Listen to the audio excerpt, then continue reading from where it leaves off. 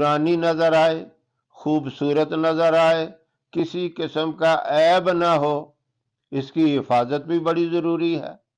اگر کوئی چہرے پہ داغ دبے ہو جائیں، کوئی بیماری لگ جائے، پھوڑے پھنسلی وغیرہ ہو جائیں تو فوراً اس کا علاج بھی کرانا چاہیے، ڈاکٹر کی طرف ایک دم رجوع کرنا چاہیے تاکہ یہ تکلیف بڑھے نہیں۔ روحانی بہت سے عمل ہیں وہ کرنے چاہیے تاکہ چہرے کی رونق برقرار رہے۔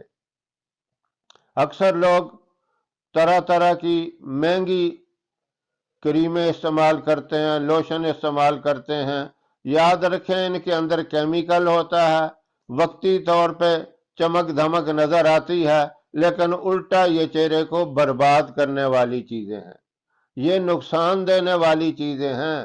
اللہ نے جو بنا دیا وہ بہت ہی اعلیٰ ہے، اسی کے اوپر صبر اور شاکر رہیں۔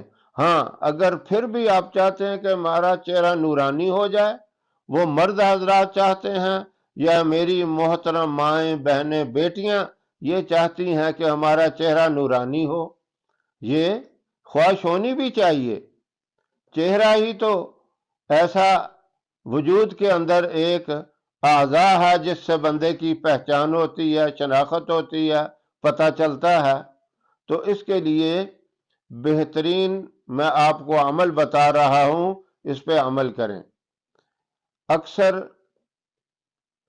ڈاکٹر بھی اب یہ بتاتے ہیں کہ یہ چہرہ جسم میں اوپر ہے اور خون کی گردش جو ہے وہ اوپر کم آتی ہے، تو جب خون کی گردش کم ہوتی ہے تو چہرے کی وہ رونق نہیں رہتی۔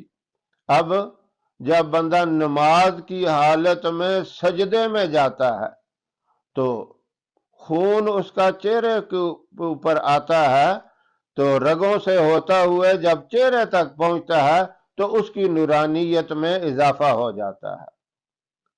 بلکہ ایک بہت بڑے بزرگ تھے، وہ کہہ رہے تھے کہ اگر میری ماں بہنوں بیٹیوں کو پتہ چل جائے کہ سجدے کے اندر ایک تو بہت بڑا فائدہ ہے کہ اللہ کا قرب نصیب ہوتا ہے، اور ان کو یہ بھی پتہ چل جائے کہ چہرے کا نور بھی اس میں ہے، چہرے کی رونق بھی اس کے اندر ہے، اور چہرہ نورانی بھی اس سے بنتا ہے، تو وہ لمبے لمبے سجدے کریں۔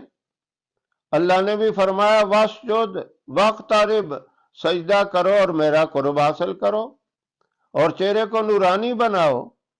تو آپ نماز کے اندر تسبیحات جو پڑھتے ہیں سجدے کی حالت میں، سبحان ربی الاعلی 3 کی جگہ 5 مرتبہ پڑھ لیں، 5 کی جگہ 7 پڑھ لیں، 9 دفعہ پڑھ لیں، زیادہ بھی پڑھ سکتے ہیں۔ جتنا لمبا سجدہ ہوگا اتنی ہی چہرے کی رونق بڑھے گی، اتنے ہی چہرے کے اوپر نور آئے گا، اتنا ہی آپ کا چہرہ روشن اور منور ہوگا۔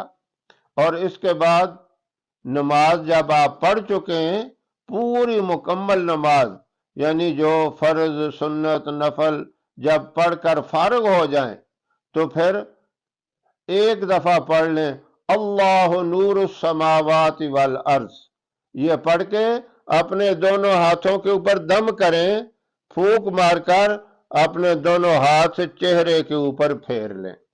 5 نمازوں کے بعد یہ عمل بھی کریں۔ ایک تو سجدے کی برکت سے چہرہ نورانی ہوگا، اور دوسرا اس وظیفے کی برکت سے نورانی ہوگا۔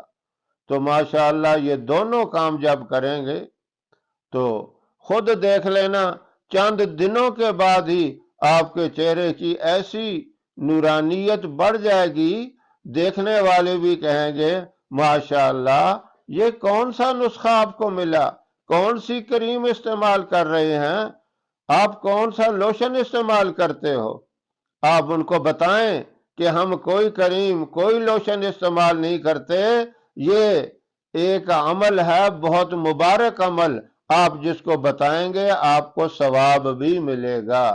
اس کو جتنا زیادہ آگے شیئر کر سکیں شیئر کریں، آپ کو دنیا میں بھی ثواب ملے گا، آخرت میں بھی ثواب ملے گا، اور آپ کا چہرہ بھی نورانی ہو جائے گا، روشن اور منور ہو جائے گا، بیماریوں سے، کیل، محاسے، چھائیوں سے بھی پاک اور صاف رہے گا۔ جب خون کی گردش چہرے تک آئے گی تو اللہ سینکڑوں چہرے کی بیماریوں سے بھی آپ کو بچائے گا، چہرہ نورانی بھی ہو جائے گا۔ اور اس کے بعد جب یہ پڑھیں گے اللہ نور السماوات والارض، اس کی برکت اور زیادہ ہے۔ آپ چند دن پڑھ کے پھر کمال دیکھ لینا کتنا بڑا فائدہ ہوتا ہے۔